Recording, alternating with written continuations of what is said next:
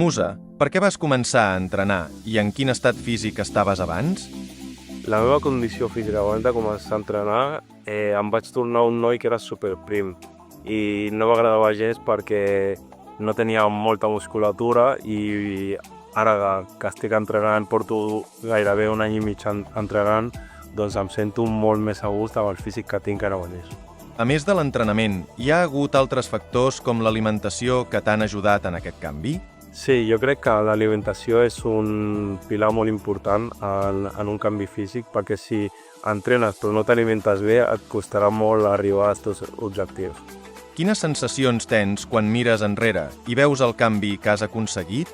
La sensació que tinc quan miro enrere i veig el canvi que he aconseguit és que jo em vaig proposar una cosa fa un any i mig enrere i a dia d'avui puc mirar i dir he aconseguit el que em proposava, però encara vull continuar millorant.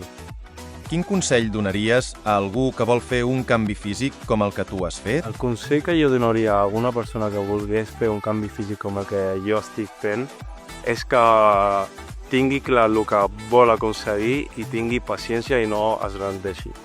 Si poguessis descriure el gimnàs en una sola paraula, quina seria? La paraula que jo utilitzaria per descriure aquest gimnàs és família.